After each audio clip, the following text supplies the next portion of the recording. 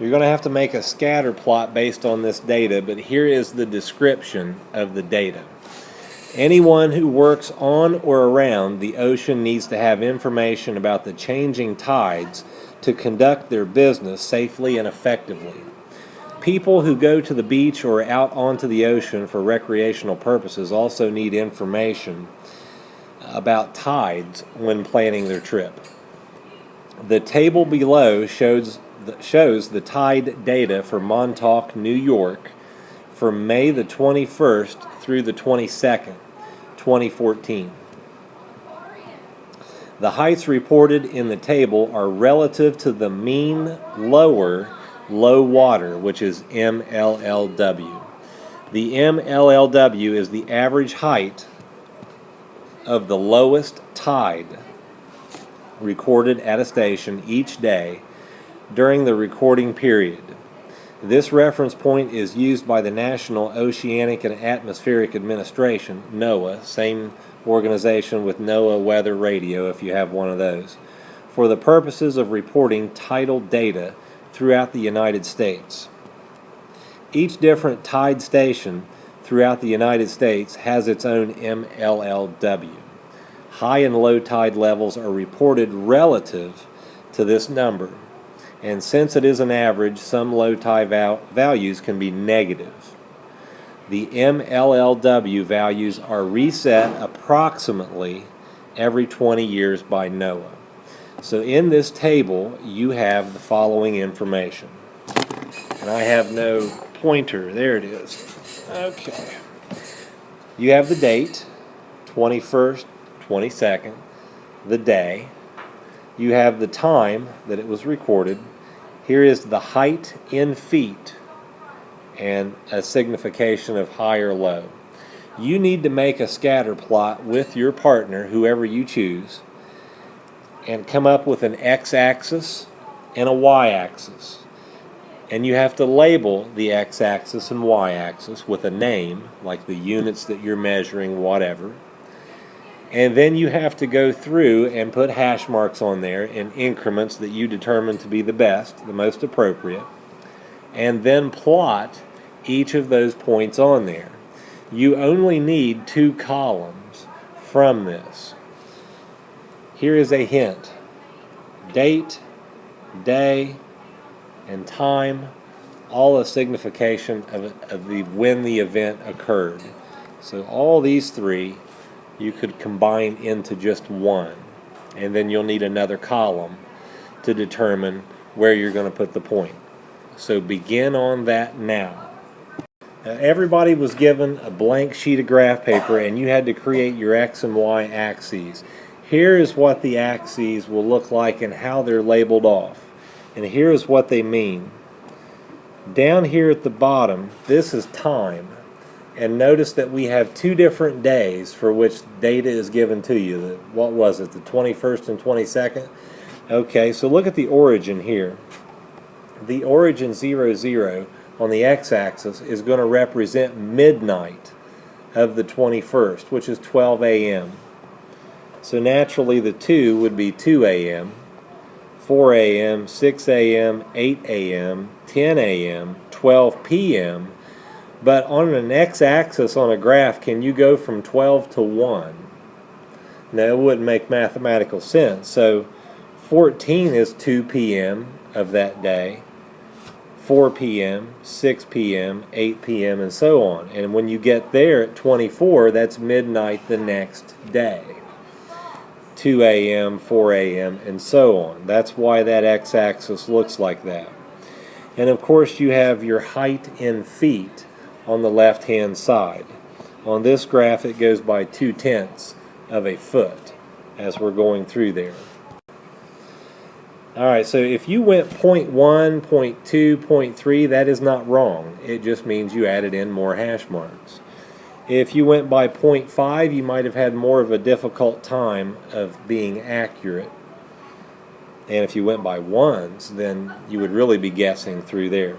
Here is what it should look like. And this is what you have on your desk now because I gave you a paper copy of it. The next item is, how could you construct a graph from these dots? What kind of graph could you construct? The kind of graph that you could fit to this is indeed sine. And that is what you're going to do next. Before you do that, or in Johnson's case, he's already finished. But before you do that, you should take note of this. At some point between middle school and now, you should have seen something that looks like this. A scatter plot with data all over it. And what you were charged with doing was creating a line that is the best fit for that data. Does this line fit that data? No, it's not even touching any of them. And over here it would not fit. Is that the best fit? What about this? What about this? Yes, but notice that this line does not do this. Because that is not a line. Just as that is not a line that you can fit to that, this would not be a sine graph that you could fit to the data we just plotted. Why is that?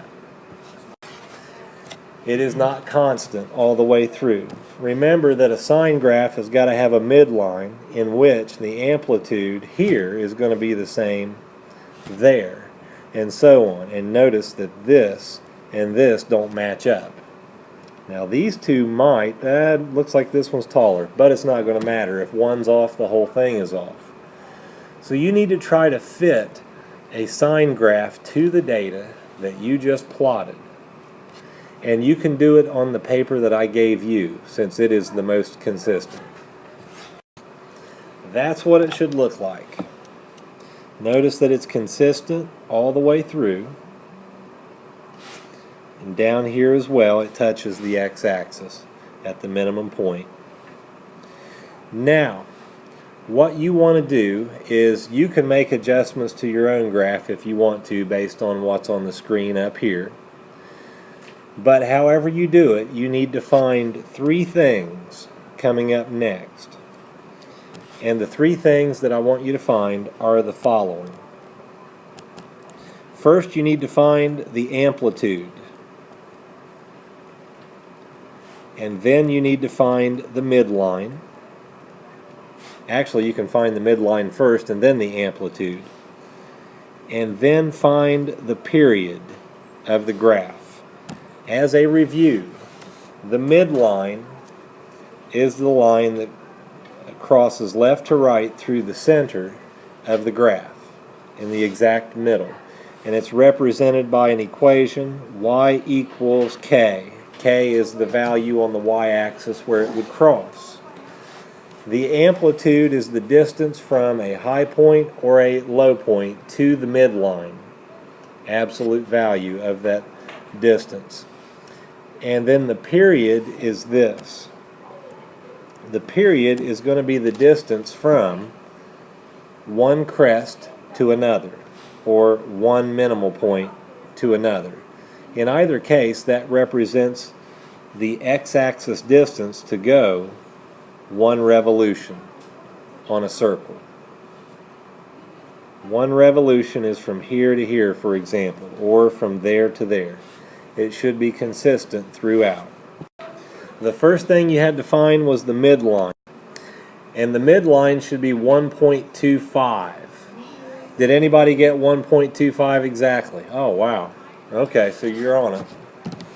1.25 is the midline. What did we come up with for the amplitude? 2.5? Okay, let's take a look. 1.25. I thought I heard 2.5. Oh, yeah, it should be 1.25 for the amplitude. It's the distance between the midline and a crest or a minimal point.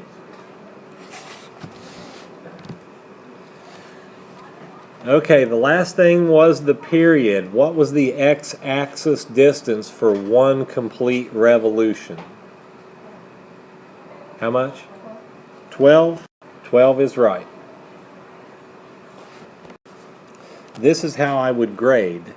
For example, if I had an answer of 12 in mind as being the best answer, I would come up with an area above and below that to say that was the ballpark you had to be in.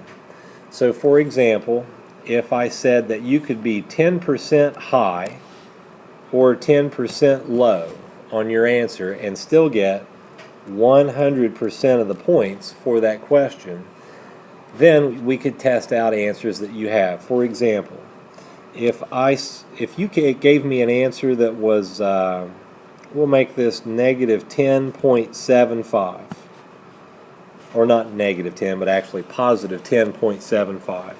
The distance from that to the right answer of 12 is 1.25.